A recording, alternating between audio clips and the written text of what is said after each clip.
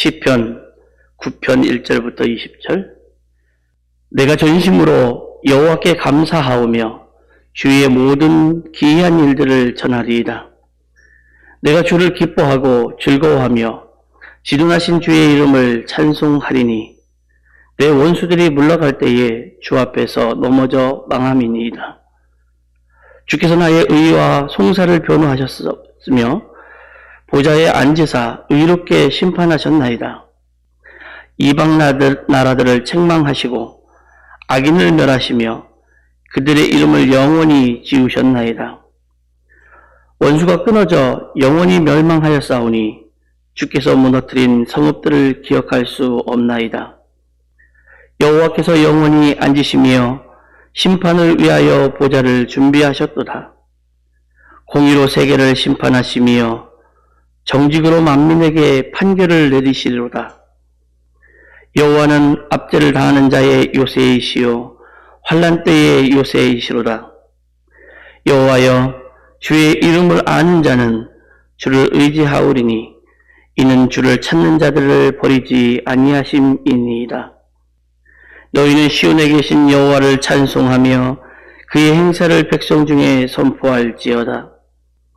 피 흘림을 심문하시는 이가 그들을 기억하시며 가난한 자의 부르짖음을 잊지 아니하시도다. 여호와여, 내게 은혜를 베푸소서. 나를 사망의 문에서 일으키시는 주여, 나를 미워하는 자에게서 받는 나의 고통을 보소서.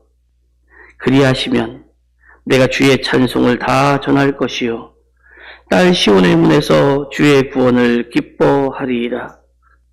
이방 나라들은 자기가 판 웅덩이에 빠지며 자기가 숨긴 그물에 자기 발이 걸렸도다.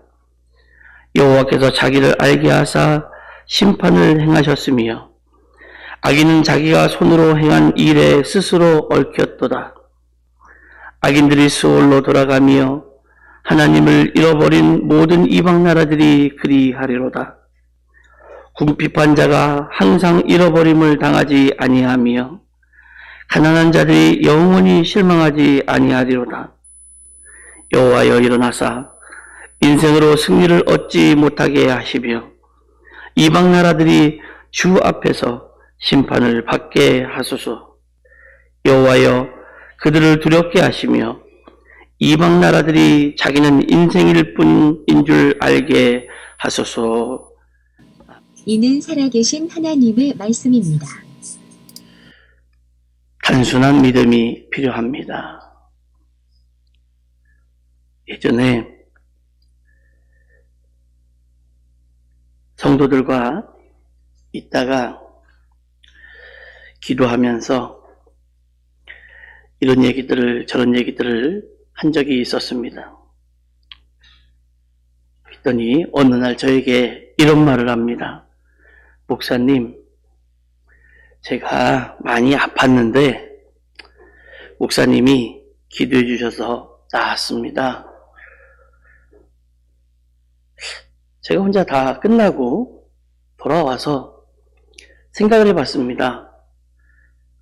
나는 저분으로 해서 제대로 기도해 준 적이 없는데 참 미안하더라고요. 제대로 기도해 준 적이 별로 그렇게 없었던 것 같은데 나았다고?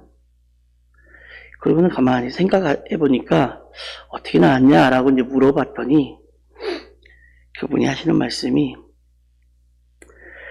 목사님하고 다닐 때마다 이야기할 때마다 손도 잡고 악수도 하고 그렇게 했던 그런 것들이 당신에게는 다 기도였다. 이렇게 말씀을 하더라고요. 그 사건 때에 저는 굉장히 많이 마음에 찔림을 받았고 또 하나 얻은 것이 있다면 믿음은 단순해야 되는구나. 정말 단순하지 않으면 아무것도 할 수가 없겠구나. 그리고 주변을 둘러보니까 은혜 받았다라고 능력 받았다라고 하는 분들의 공통점이 단순하더라고요. 단순하고 기도하라면 기도하고 말씀 보라면 말씀 보고 처리하라면 처리하고 했던 분들이 대체적으로 좋은 은혜 가운데 살았던 것을 보게 되었습니다.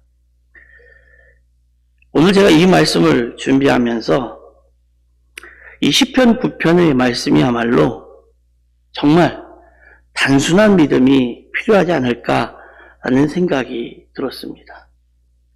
1절에 이렇게 말씀합니다. 내가 전심으로 여호와께 감사하오며 주의 모든 기이한 일들을 전하리이다 라고 합니다. 시편 기자가 무엇인가 놀라운 일을 간증하겠다 이렇게 이야기를 합니다. 그래서 그 기이한 일들이 무엇인가 하고 쭉 읽어보면 3절부터 8절은 하나님께서 정말 악인을 심판하시더라 라는 거고요. 9절부터 12절의 말씀은 하나님께서는 주의 이름을 아는 사람에게, 주님을 의지하는 사람에게, 주님을 찾는 사람을 버리지 않는다라는 것이고요. 18절부터 20절에서는 하나님께서는 가난하고 궁핍한 자들을 구원하신다라고 하는 말씀이 기록되어 있습니다. 다 아는 내용. 이게 기이한 내용이고 이게 놀라운 이야기일까? 성경에 있는 이야기인데 우리가 늘 듣던 이야기인데 라고 생각하실 수도 있을지 모르겠습니다. 그렇다면 다시 한번 생각해 봤으면 좋겠습니다. 나는 하나님의 악한 자를 심판하시고 주의 이름을 알고 의지하는 그 사람을 구원하신다는 것을 정말 믿고 있느냐라는 겁니다. 그것이 정말이고 그것이 정말 믿어진다면 그 사람의 인생이 얼마나 쉽겠습니까? 고민하고 갈등하고 두려워하고 염려할 게 별로 없을 것 같아요. 왜 그럴까요? 하나님 말씀대로만 살면 됩니다. 그런데 왜 살기 힘들다고, 왜 혼란스럽다고, 왜 우울하다고, 왜 죽고 싶다고 그렇게 말하는 걸까요? 하나님의 말씀을 알기는 하는데 말씀을 아는 것에서 그쳤지 실제로는 믿어지지 않는다는 거죠. 정말 믿는 자는 그래 맞아. 그거 정말 기이한 일이야. 정말 놀라운 일이야. 라고 화답을 할 겁니다. 여러분 혹시 예배가 끝나고요. 이 예배가 끝나고 여러분 가정으로 돌아가실 때 고민하십니까? 아니면 댁으로 돌아가실 때 방황하십니까? 아니면 염려하십니까? 바람이 부네? 어떻게 가지? 날이 차네? 어떻게 가지? 고민하십니까? 바람이 춥건 비바람이 불건 날이 어두워지건 집에 가는 길은 너무도 간단하지 않습니까? 그런데 인생은 왜 그렇게 살지 못하는 걸까요? 상황과 여건이 아무리 어려워도 잘 되는 길, 결국 복을 받는 길은 하나님의 말씀대로 살아가는 것임을 우리가 분명하게 믿는다면 묵묵히 찬송하고 감사하고 사랑하며 살 수 있지 않겠습니까?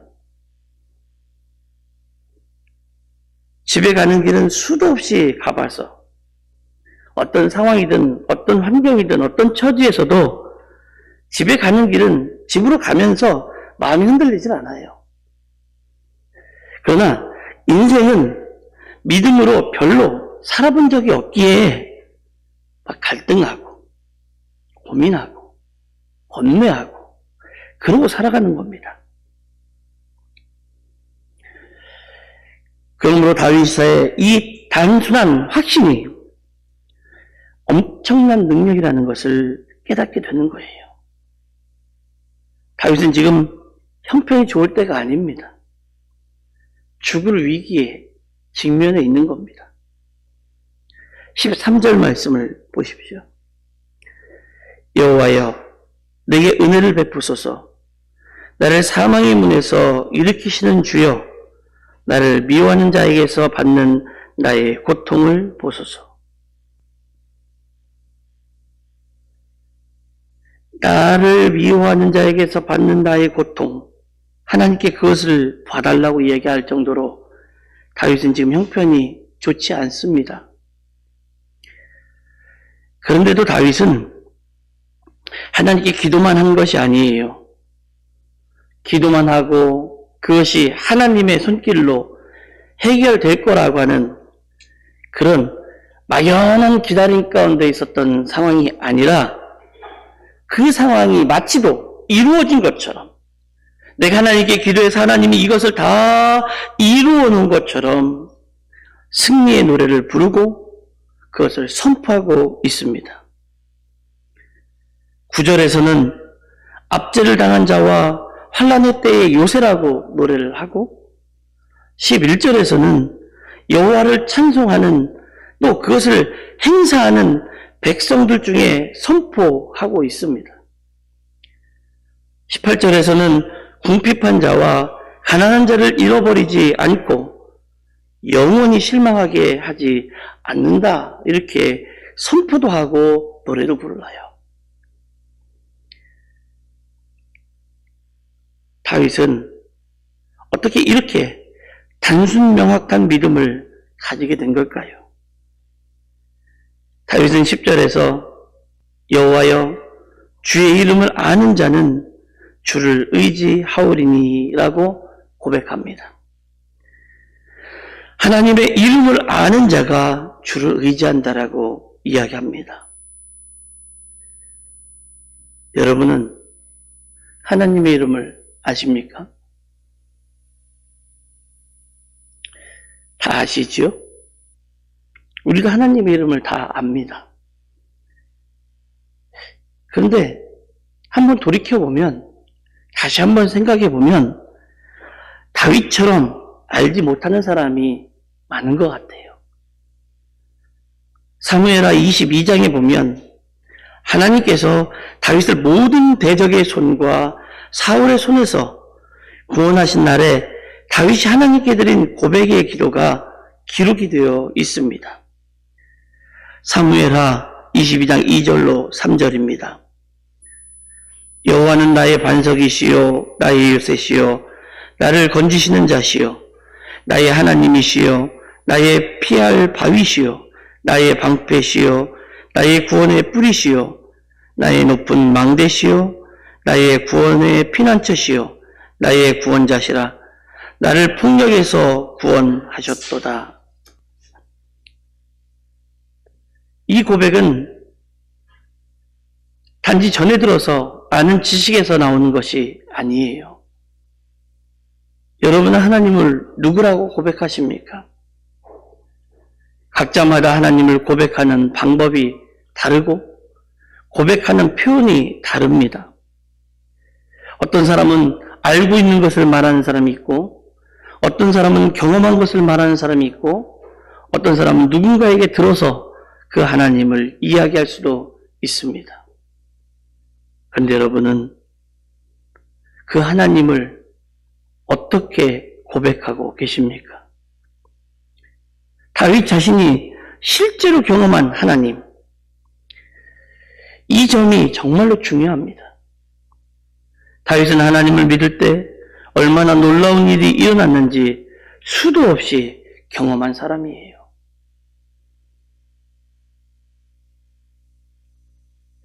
시편 23편은 너무 유명한 시편이죠. 우리는 이 너무나 유명한 시편, 정말 아름다운 23편의 시편을 읽고 묵상할 때마다 다윗의 형편을 생각해 봅니다. 와, 다윗이 좋은 형편에서 썼겠지, 편안한 상태에서 썼겠지 라고 생각할 때도 있습니다. 그런데 이 시편을 기록할 당시 다윗의 형편은 사울 왕의 지독한 시기를 받아서 정말 죽을 힘을 다하여 도망 다닐 때였습니다. 무슨 잘못이 있어서가 아닙니다. 그런데도 그렇게 지독한 시기를 받고 또 그렇게 시기를 받아서 도망을 다닐 수밖에 없는 상황임에도 불구하고 다윗은 여호와는 나의 목자시니 내게 부족함이 없으리라 라고 고백을 합니다. 또 그는 사망의 음침한 골짜기를 다녔습니다. 원수와 막 다투리는 일도 여러 번 있었습니다. 그때마다 다윗은요, 아주 잠잠히 묵상합니다. 그래, 여호와가 나의 목자시지? 하나님이 나와 함께 하시는 거 맞지? 그러면서 그는 주저함없이 여호와가 나의 목자고 하나님이 나와 함께 하시기 때문에 나는 부족함이 없다라고 고백을 하는 겁니다. 다윗은 이런 사람이에요.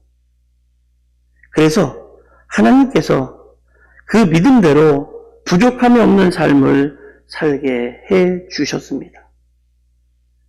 근데 우리는 어떤가요? 여러분 어떻습니까? 요한복음 15장 7절에 보니까 너희가 내 안에 거하고 내 말이 너희 안에 거하면 무엇이든지 원하는 대로 구하라. 그리하면 이루리라. 너희가 내 안에 내 말이 너희 안에 있으면 무엇이든지 원하는 대로 구하면 그렇게 된다라고 했던 예수님의 말씀. 근데 많은 성도가 이 기도를 체험하지 못하고 이 기도의 약속을 의심하면서 주의 말씀이 자신의 마음에 있는지를 점검하지 않습니다. 말씀을 들으면 나도 그 말씀 알아. 내가 그 말씀 기억하고 있어. 그렇지만 그 말씀을 아는 것뿐이지 그 마음 어디에도 그 말씀은 없어요. 우리가 단순하고 강력한 믿음을 갖지 못하는 결정적인 이유는 하나님의 말씀을 건성으로 듣기 때문이에요. 사무엘상 15장에 보면 사울왕의 이야기가 나옵니다. 사울왕의 유명한 이야기. 하나님께서 아말렉을 진멸하고 짐승까지 다 죽이라고 하신 명령을 분명히 들었습니다. 아가왕을 산채로 잡아오고 수많은 양과 소를 죽이지 않고 끌고서 의기양양하게 돌아옵니다. 돌아오는 길에 사무엘 선지자를 만났습니다. 너무도 의기양양한 사울왕이 기뻐하면서 이렇게 말합니다. 사무엘상 15장 13절. 당신은 여호와께 복을 받으소서. 내가 여호와의 명령을 행하였나이다. 그 말을 들은 사무엘의 마음은 무너지는 것 같았습니다. 왜 그랬냐면 사무엘은 지난 밤에 사울왕 때문에 진노하신 하나님으로 말미암아 철야하며 기도하고 지금 오는 길이기 때문이에요. 그래서 사울왕에게 소리치며 말하기를 사무엘상 15장 14절에 그러면 내 귀에 들려오는 이 양의 소리와 내게 들리는 소의 소리는 어떻게 된 겁니까? 라고 묻습니다. 그러면서 19절에 어찌하여 왕이 여호와의 목소리를 청종하지 아니하고 탈취하기만 급하여 여호와께서 악하게 여기시는 일을 행하였나이까?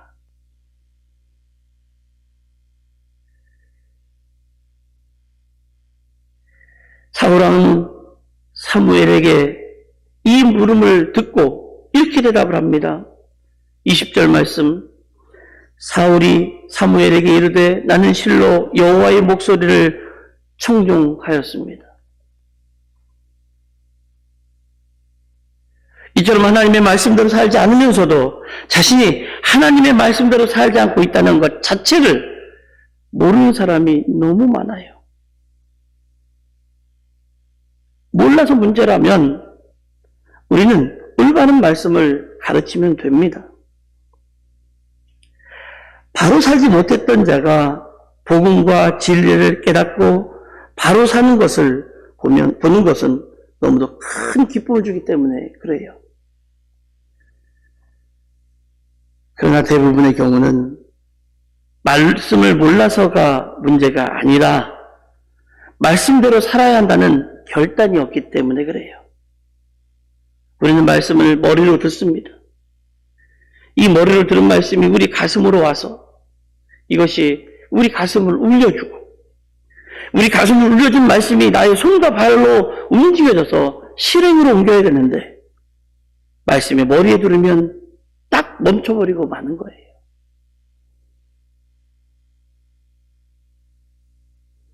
바로 살지 못했던 자가 복음과 진리를 깨닫는 거 정말 중요합니다. 그러나 대부분의 경우는 말씀을 몰라서가 문제가 아니라 말씀대로 살아야 한다는 결단이 없는 것이 더 큰 문제입니다. 우리가 하나님의 말씀을 어떻게 대하는지 실제 말씀 앞에 서 보면 알 수가 있어요. 여러분이 이 말씀 앞에 한번 서 보십시오. 고린도전서 6장 19절로 20절, 너희는 너희 자신의 것이 아니라 값으로 산 것이 되었으니 그런즉 너희 몸으로 하나님께 영광을 돌리라 라고 했습니다. 고린도후서 5장 15절에서는 다시는 자신을 위하여 살지 않고 오직 그들을 대신하여 죽었다가 다시 살아나신 이를 위하여 살게 하려 함이다 라고 기록했고, 빌립보서 3장 7절로 9절 말씀에는 그러나 무엇이든지 내게 유익하던 것을 내가 그리스도를 위하여 다 해로 여길 뿐더러 배설물로 여김은 그리스도를 얻고 그 안에서 발견되려 함이다 라고 성경은 우리에게 말씀합니다. 여러분, 이 말씀들이 복음으로 들리십니까? 아니면 부담스러우십니까? 이 말씀이 여러분의 마음을 괴롭게 하나요? 아니면 여러분에게 유익이 되게 하나요? 말씀이 내게 유익이 되지 않는다고 생각하면 우리는 가차없이 우리의 마음에서 얼마든지 얼마나 많은 성경을 오려내고 삭제하고 그러고 살아가는지 모릅니다. 이 말씀이 내게 맞지 않는다고 해서 가차없이 찢어버리고, 이 말씀이 내게 맞지 않는다 해서 가차없이 지워버리고, 그러고 살고 있는 것이 우리의 현실이라는 겁니다. 그러면 우리가 어떻게 믿음의 걸음을 내디딜 수 있겠습니까? 우리가 믿음의 걸음을 제대로 내딛는 방법, 예수님의 이름을 바로 알면 됩니다. 마태복음 1장 12절에 보면 예수란 이름의 뜻이 구원자입니다. 우리를 죄와 저주에서 구원해내셨다라는 거예요. 근데 예수님의 이름에는 또 하나의 의미가 담겨 있는데, 마태복음 1장 23절에서는 예수님의 이름을 임마누엘이라고 했습니다. 하나님이 우리와 함께 계신다라고 하는 뜻이지요. 예수님의 이름을 안다는 것은 이 놀라운 진리를 믿는다는 말이에요. 그래서 임마누엘이신 예수님을 항상 바라보며 살고 하나님의 약속에 아멘하고 살아가는 겁니다. 그래서 바울은 고린도후서 1장 20절에서 하나님의 약속은 얼마든지 그리스도 안에서 예가 되니 그런즉 그로 말미암아 우리가 아멘하여 하나님께 영광을 돌리게 되느니라 라고 했습니다. 우리가 예수 그리스도 안에 거해야 하는 하나님의 약속에 대하여 예, 아멘이라고 할 수 있게 되는 겁니다. 예수 그리스도 안에 거할 때 여러분은 무엇이 가장 두려우십니까? 혹시 주변에서 여러분을 욕하고 여러분에게 손가락질하고 뒤에서 다르게 말하고 수근거리는 그런 것들이 두려우십니까? 가난한 것이 두려우신가요? 정말로 두려운 것은 하나님의 임재를 느끼지 못하는 거예요. 하나님의 임재를 경험했던 분이라면 하나님의 임재를 느끼지 못하는 것이 얼마나 두려운 것인지를 잘 알아요.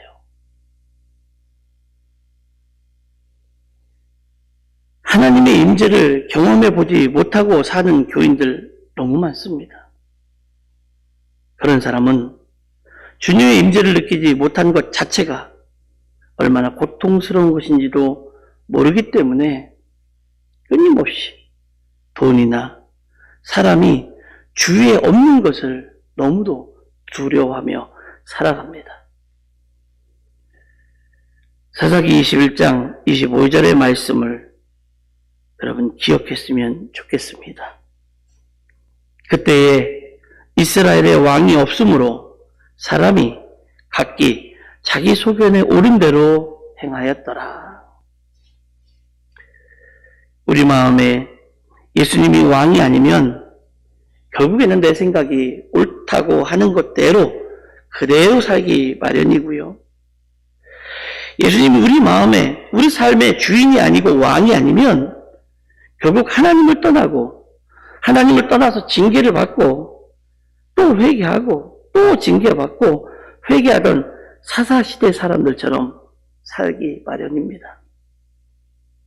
이제 하나님의 말씀대로 순종하겠다고 결단하시고 언제나 예수님만을 바라보며 살아가시는 귀한 성도들 되시기를 예수님의 이름으로 축원합니다. 이것이 세상을 이기는 단순한 믿음, 정말 우리에게 단순한 믿음이 필요한 이유인 겁니다.